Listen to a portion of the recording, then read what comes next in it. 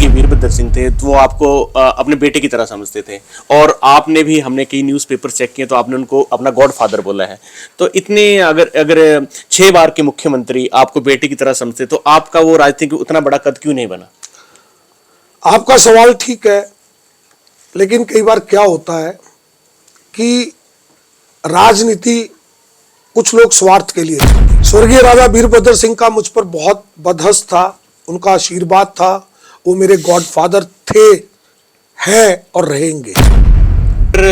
राजनीतिक बात करें, आपके पिछले लंबे टाइम की बात करें तो आपको कांग्रेस पार्टी से जुड़े हुए कितने साल हो गए और कितनी पोजीशंस पे आप रहे? देखिए, मैं 40 साल, बचपन की बात छोड़ दो, 40 साल से लगातार मैं कांग्रेस के लिए कार्य कर रहा हूं। रॉकी भाई, थोड़ा सा पीछे चलेंगे और एक आपके बुरे वक्त की बात करेंगे। सुनने में आपको बैंक का बहुत कर्जा हो चुका था और आप कुछ प्रॉपर्टीज बेचने की बात भी आपके सामने आई थी। ये दौर उस वक्त स्टार्ट हुआ जब हिमाचल प्रदेश निजी स्कूल संगठन का अध्यक्ष था जी। मेरा सब कुछ खत्म हो गया। आप बेबाक तो हुआ करते थे, लेकिन आपकी एक बात सामने, आप धाकड़ भी हुआ करते थे और एक आपके पास मोटरसाइकिल हुआ करता था और उसमें आप कानपुर के चक्कर लगाया करते थे। और एक बार स्वर्गीय वीरभद्र सिंह आपके स्कूल आ रहे थे लेकिन रास्ते में रुक गए थे और आप ओपन जीप और बाइक के लेके गए थे और उनको यहाँ पे ले आए थे। देखिए, मोटरसाइकिल था एंड्योरा कावासाकी बाइक, हिमाचल में पहली मैंने ली थी। और क्या हुआ कि उस वक्त कांग्रेस में गुटबंदी थी। राजा साहब सुबह 9 बजे मेरे पास आने वाले थे। वो जब हमने स्कूल खोला, हम गेट के पास खड़े थे तो वो जा रहे थे, तो उन्होंने कहा, देखो जी, गुंडों ने स्कूल खोल लिया। अच्छा। स्वर्गीय वीरभद्र सिंह जब शीतकालीन शिविर में आते थे धर्मशाला, तो एक बात हमें सुनने में आई है, आप अपने हाथों से खाना बना के उनके लिए लेके जाते थे। ये बात सही है।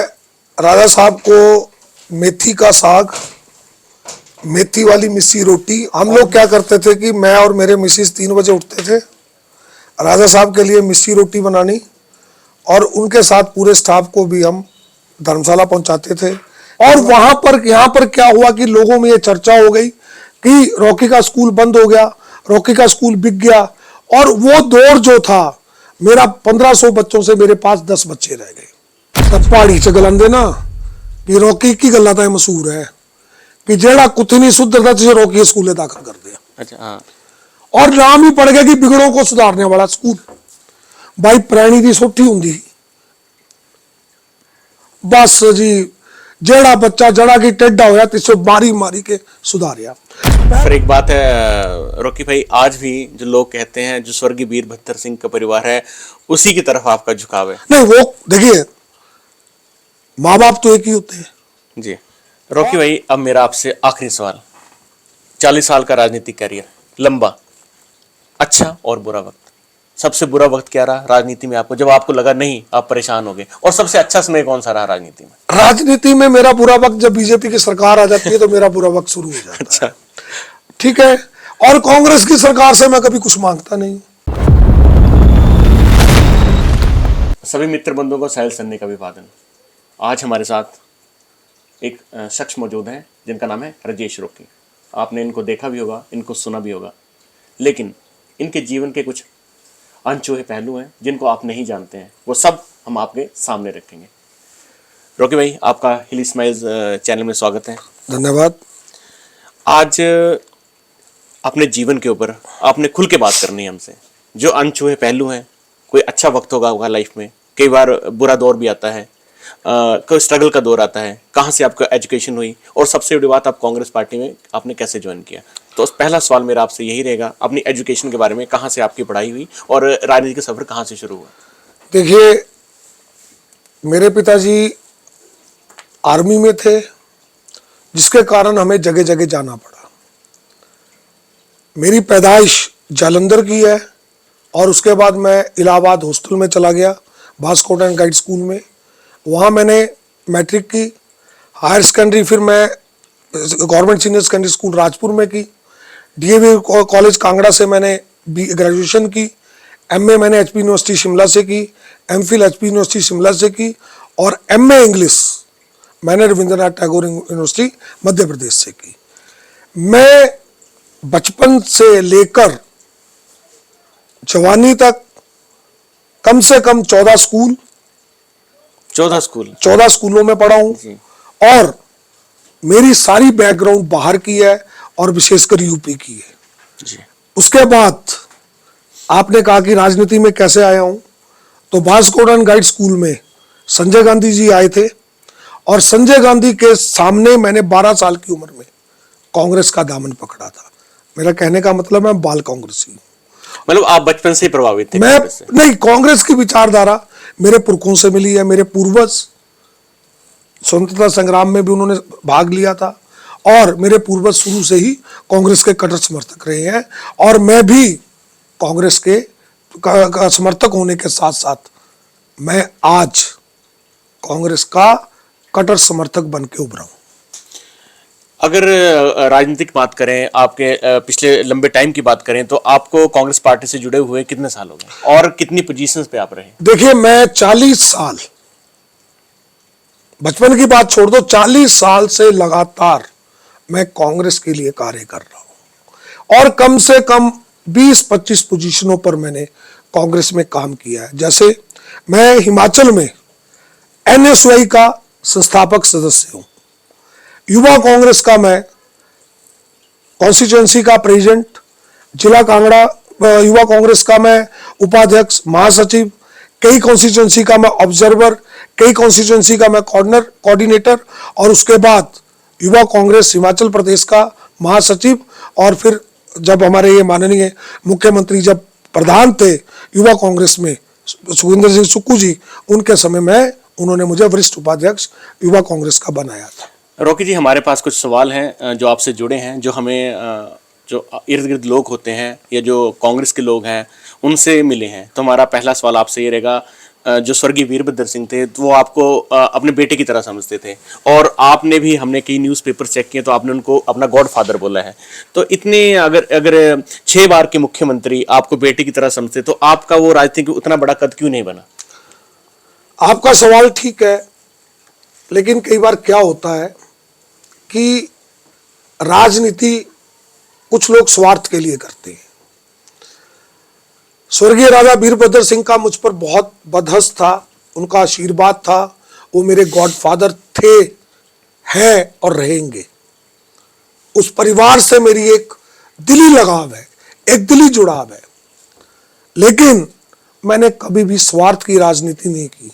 कई बार राजा साहब ने मुझसे पूछा भी कि आपको चाहिए क्या। मैं आपको साहिल जी एक बात बता दूं जी, मैं एक स्कूल चलाता हूं, पेशे से शिक्षक हूं और स्कूल से इतनी इनकम हो जाती है मुझे कि मेरा घर परिवार भी सुखी है और मैं भी सुखी हूं। तो अगर मैं मान लो मुझे राजा साहब किसी ओहदे पे ले भी आते, कहीं किसी का चेयरमैन बना देते या कहीं पहुंचा देते मुझे, तो लोगों ने कहना था कि रॉकी ने वो हेराफेरी की और वो पैसा कमाया। मैं वो लांछन अपने ऊपर नहीं लगाना चाहता था, इसलिए मैंने राजा साहब से कहा मैं संगठन में रहना पसंद करूंगा, एक आम कार्यकर्ता बनकर कांग्रेस के लिए कार्य करना पसंद करूंगा, इसके बजाय कि आप मुझे कोई ओहदा देकर मेरे ऊपर कल को कोई लांछन लग जाए, वो मैं सहन नहीं कर सकता। रॉकी भाई, थोड़ा सा पीछे चलेंगे और एक आपके बुरे वक्त की बात करेंगे। कुछ समय पहले आपका एक बहुत बुरा टाइम आया, सुनने में आपको बैंक का बहुत कर्जा हो चुका था और आप कुछ प्रॉपर्टीज बेचने की बात भी आपके सामने आई थी, उस बारे में थोड़ी सी बात बताएं। देखिए, ऐसा है कि आपको पता है कि मैं बेबाक व्यक्ति हूँ, मेरे दिल में कुछ छुपता नहीं है, मैं सब कुछ साफ बोल देता हूँ। ये दौर उस वक्त स्टार्ट हुआ जब राजा वीरभद्र सिंह मुख्यमंत्री थे, BR Rahi board of school education के चेयरमैन थे और मैं हिमाचल प्रदेश निजी स्कूल संगठन का अध्यक्ष था। उस वक्त मैंने धूमल जी के बारे में, जो पहले मुख्यमंत्री थे, मैंने बहुत बयान दिए थे उनके बारे में। जैसे ही बीजेपी की सरकार आई, उन्होंने क्या किया, मेरे पे पहला केस लगा दिया विजिलेंस का, क्योंकि हमने ऑल प्राइवेट स्कूल एसोसिएशन की एक गेम्स करवाई थी। विजिलेंस का केस लगाया और मेरा स्कूल बंद कर दिया। और यहां पर क्या हुआ कि लोगों में यह चर्चा हो गई कि रॉकी का स्कूल बंद हो गया, रॉकी का स्कूल बिक गया। और वो दौर जो था, मेरा 1500 बच्चों से मेरे पास 10 बच्चे रह गए। अच्छा। उस दौरान भारतीय जनता पार्टी के शासन के दौरान मुझे इतना क्रश किया गया कि मुझे अपना देश छोड़ने पर मजबूर होना पड़ा। जी। मेरा सब कुछ खत्म हो गया, पैसा जो था वो खत्म हो गया, बैंक की किस्तें देने में मैं समर्थ हो गया और उसके बाद मैं कुछ दिनों के लिए दुबई चला गया। दुबई से वापस आया मैं लौटकर, और फिर मैंने सोचा कि अब मैं राजनीति नहीं करूंगा, मैं चुपचाप अपना स्कूल चलाऊंगा। मैंने फिर अपनी हिम्मत से उस दौर को संभाला, नए सिरे से स्कूल को स्टार्ट किया, और आज आपके सामने जो कुछ है वो आपके सामने है। और मैं यहाँ पे कहना चाहूंगा, अगर वो दौर जो बुरा दौर था किसी और व्यक्ति के साथ आता तो वो सुसाइड कर लेता, लेकिन मैंने हिम्मत से राजनीति को भी मैंने देखा, उनको जवाब भी दिया, और एक बरगद के पेड़ की तरह मैंने खड़े होकर दिखाया। आज फिर आपके सामने हूं, वही बेबाकी है मेरे में, वही बात करता हूं।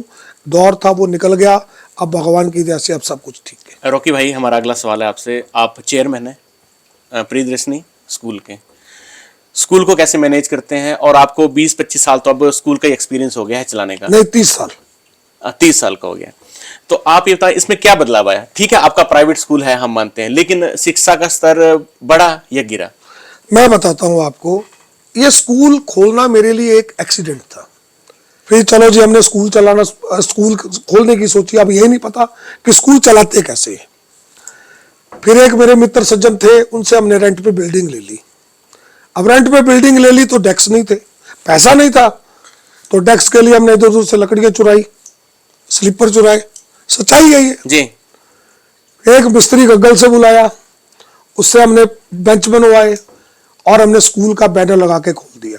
आपको एक बड़ी मजे की बात बताता हूं मैं जी। उस वक्त स्थानीय विधायक थे कैप्टन आत्माराम जी, मेरे पिताजी के बहुत दोस्त थे, लेकिन वो पार्टी चेंज होने के कारण बाद में दुश्मन बन गए। वो जब हमने स्कूल खोला, हम गेट के पास खड़े थे, तो वो जा रहे थे, तो उन्होंने कहा, देखो जी, गुंडों ने स्कूल खोल लिया। अच्छा। हमने कहा कोई बात नहीं, इसका जवाब देंगे।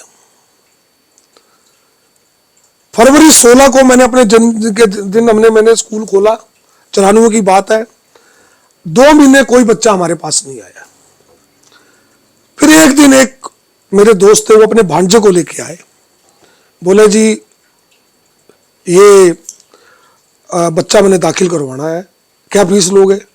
अब हमें क्या पता कितनी, हमने कहा जी 200 रुपया। अच्छा। हमने 200 रुपया फीस लेकर वो बच्चा दाखिल किया, और पहले साल ही उस बच्चे के आने के बाद 111 बच्चे आ गए। सब पहाड़ी च गलांदे ना कि रॉकी की गल्ला तो मशहूर है कि जेड़ा कुत्ती नहीं सुधरता तुझे रॉकी स्कूले दाखिल कर दिया। अच्छा। हाँ। और नाम ही पड़ गया कि बिगड़ों को सुधारने वाला स्कूल। भाई प्रैणी की सोटी होंगी, बस जी जेड़ा बच्चा जड़ा की टेढ़ा होया तिसो मारी मारी के सुधारिया। पहले साले +2 का 100% रिजल्ट विद मेरिट दिता। अच्छा भाई, एक क्वेश्चन है। एक वही बात थी, रोकी स्कूल में बच्चा फेल नहीं होता है। भाई बात सुनिए, मैंने जिंदगी में एक लक्ष्य हासिल किया। मैं ऐसे स्कूल में पढ़ा हूं जहां की जो प्रिंसिपल मैडम ज्ञान कुमारी अजीत आज हमारे बीच नहीं है, उन्होंने एक शिक्षा दी थी, किसी भी काम को करो तो दिल से करो। बच्चे पता पहाड़ी से गला मैं बच्चे क्या गलांदे कि अम्मा मैं मरी जाना पर रोकी स्कूले नहीं जाना। नहीं तो बोलते है तेरे मेरे सोठी हुंदी ते तीजी मुझे गल दसने तो वैसे पुराने के जमाने च क्या फर्क है? उड़ाई जाते मां बड़े क्यों मारा? नहीं, देखिए मैं जब स्कूल में एडमिशन देता हूं तो एक बात क्लियर कर देता हूं, बच्चा आपका है, अच्छा बनेगा आपके लिए बनेगा।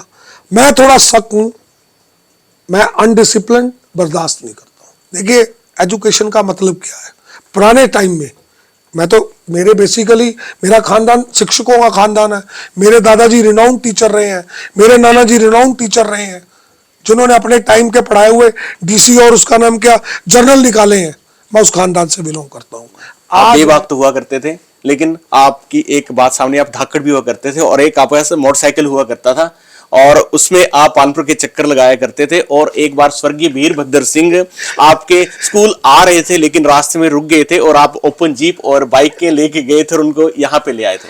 देखिए मैंने पहले कहा कि मेरी शिक्षा इलाहाबाद में हुई है, और आपको पता है कि यूपी में पढ़ा हुआ लड़का जब हिमाचल आया, और जब यहाँ इस माहौल में मैंने अपने आप को जब एडजस्ट किया, तो वो बेबाकपन, वो धाकड़पन कॉलेज टाइम में भी था। मैंने कभी किसी के साथ गलत नहीं किया, लेकिन गलत होते देखा भी नहीं।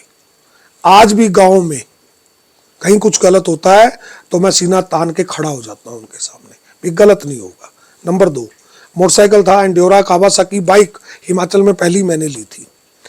और क्या हुआ कि उस वक्त कांग्रेस में गुटबंदी थी। राजा साहब सुबह 9 बजे मेरे पास आने वाले थे, तो मैंने उनके स्वागत के लिए गेट गार्ड लगाए थे। स्कूल में 7, 8, 10 हजार आदमी मैंने इकट्ठा किया था। और उस वक्त जो हमारे यहाँ के स्थानीय विधायक थे और कुछ लोग थे जो मेरी प्रसिद्धि से जलते थे, उन्होंने राजा साहब को बाया यूनिवर्सिटी ले गए। वहां मेरी थोड़ी सी स्वर्गीय बाली जी से थोड़ी झड़प भी हो गई। मैंने क्या किया कि मैं गया, जीप और लड़के लेके गया और मैंने राजा साहब को कहा कि आपको स्कूल में चलना चलो, नहीं तो बताओ, नहीं तो मैं छोड़ रहा हूं। फिर राजा साहब ने मुझे बुलाया, वो उन्होंने अपनी कार में बिठा के मेरे स्कूल में आया और यहाँ आके उन्होंने देखा कितने आदमी, उनकी आंखों में आंसू आ गए कि मैं गलत कर रहा था और यहाँ 10 मिनट का टाइम के बजाय 3 घंटे बैठ कर गए। वो दौर था। और आज भी मैं सच बोलने से नहीं डरता हूं। मैं राजनीति जरूर करता हूं, लेकिन राजनीति में भी गलत को गलत कहने की ताकत रखता हूं। रोकी भाई, अगले क्वेश्चन की तरफ बढ़ते हैं। स्वर्गीय वीरभद्र सिंह जब शीतकालीन शिविर में आते थे धर्मशाला, तो एक बात हमें सुनने में आई, आप अपने हाथों से खाना बना के उनके लिए लेके जाते थे। ये बात सही है। राजा साहब को मेथी का साग, मेथी वाली मिस्सी रोटी और मटन। हम लोग क्या करते थे कि मैं और मेरे मिसिस 3 बजे उठते थे, राजा साहब के लिए मिस्सी रोटी बनानी और उनके साथ पूरे स्टाफ को भी हम धर्मशाला पहुंचाते थे। कई बार रात को डिनर में मटन वगैरह बनाना और राजा साहब को पहुंचाना। और ये मेरी एक उनके प्रति एक निष्ठा थी कि मैं उनके लिए कुछ करूं। तो ये खाना जो था कई बार मेरे घर से भी जाता था। जी रोकी भाई, मेरा अगला सवाल है आपसे। AICC मेन हेडक्वार्टर कांग्रेस का, आपका सोशल मीडिया देखा जाए या लोगों से बात सुनी जाए, पालनपुर से कम आप दिल्ली में होते हैं, क्या वजह है? देखिए, मैंने 40 साल राजा साहब के इर्द गिर्द काट दिए। राजा साहब के जाने के बाद मैंने दिल्ली का रास्ता पकड़ा और दिल्ली में मैं सबसे पहले हमारे जो महासचिव है संगठन के श्री KC वेणुगोपाल जी, उनसे मिला, उनसे मेरी नज़दीकियां बढ़ी और धीरे धीरे करके ऑल इंडिया कांग्रेस कमेटी के जितने भी पदाधिकारी हैं उनसे मैंने मुलाकात करके मैंने उनको अपना पक्ष रखा और उनसे कहा मैंने कि मैं संगठन में काम करना चाहता हूं और इतने साल मेरी सेवा हो गई है। आज ऑल इंडिया कांग्रेस कमेटी में अधिकतर लोग मुझे बाई फेस बाई नेम पहचानते हैं और मैंने एक पकड़ बनाई है अपने बलबूते पर, किसी के सहारे पर नहीं। कुछ लोग बैसाखियां लेके चलते हैं और मैं आज तक अपने दम पर अकेला ही आगे बढ़ा। मैं आपकी बात काटूंगा, कोई आप मास्टर स्ट्रोक तो नहीं खेल रहे हैं MP इलेक्शन के लिए? ऐसा तो नहीं है सिंगल रन नहीं लेने और सीधा मास्टर स्ट्रोक खेल के MP के टिकट ले आनी है? बिल्कुल ठीक कहा आपने। मास्टर स्ट्रोक तो नहीं मैं कह सकता, लेकिन यह कहना चाहूंगा कि 40 साल से निस्वार्थ सेवा, कांग्रेस के प्रति मेरा समर्पण, एक कार्यकर्ता के रूप में मेरे जो कार्य थे, अगर उस पर नजर डाली जाए तो आज सही मायने में मैं मेंबर ऑफ पार्लियामेंट के लिए कांगड़ा चंबा से अपनी उम्मीदवारी का दावा नहीं कर रहा हूं। मैं टिकट के प्रति भी आश्वस्त हूं। मुझे कुछ लोगों ने आश्वासन दिया है। मैं सोनिया जी के PA माधवन जी से भी मिला हूं, मैं प्रियंका जी के PA से भी मिला हूं, KC वेणुगोपाल जी से व्यक्तिगत तौर पे मिला हूं और भी कई लोगों से मिलकर मैंने अपनी बात रखी है।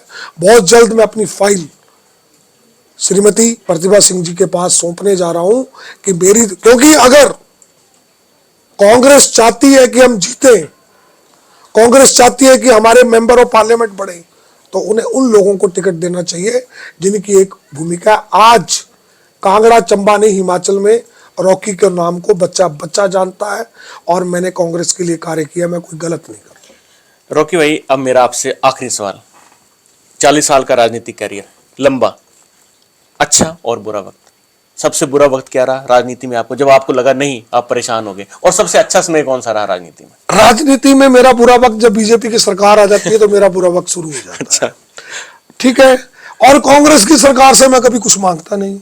अभी आप देखिए, मेरे परम मित्र हैं आदरणीय श्री सुक्खू जी, मेरे दोस्त हैं, लेकिन मैं अभी तक इनसे मिला नहीं, मैंने इनसे कुछ मांगा नहीं। आज जो राजनीति है वो स्वार्थ की राजनीति है। जी। हर आदमी सोचता है कि सुक्खू मेरा है, सुक्खू मेरा है, सुक्खू मेरा है। अरे भाई, सुक्खू कांग्रेस का है, किसी का नहीं है। इस बात को नोट कर लेना। सुखविंदर सिंह सुक्खू कांग्रेस का लीडर है, कांग्रेस ने ही उसे मुख्यमंत्री बनाया है। ये दावेदारी करना कुछ लोग कर रहे हैं कि सुक्खू तो मेरा बड़ा खास है।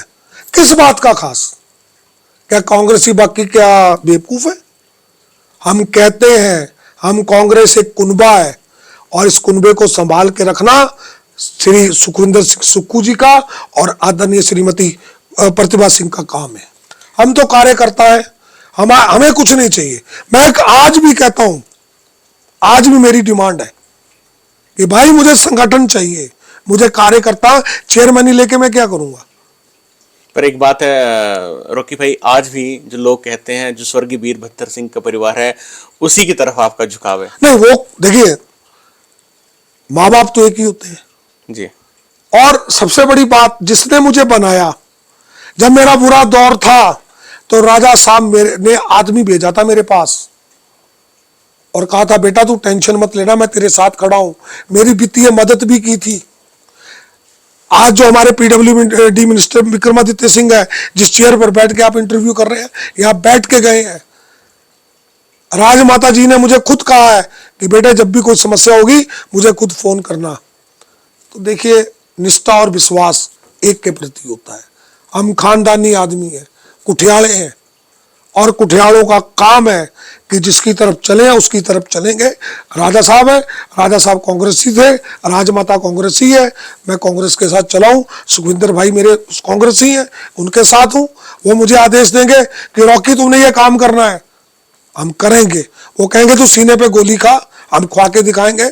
और मैं दावा करता हूं, आज जो उनके इर्द गिर्द लोग हैं, आज अगर कुछ हो जाए वो लोग सुक्खू भाई का नाम 2 मिनट में भूल जाएंगे। हम राजा के आदमी थे, हैं, रहेंगे। उस परिवार के प्रति हमारी निष्ठा थी, है और रहेगी। रोके भाई, हिली स्माइल से बात करने के लिए बहुत बहुत धन्यवाद। आपने अपने जीवन की सारी धन्यवाद। बात बेबाक रख के हमारे दर्शकों के सामने रखी है। धन्यवाद जी।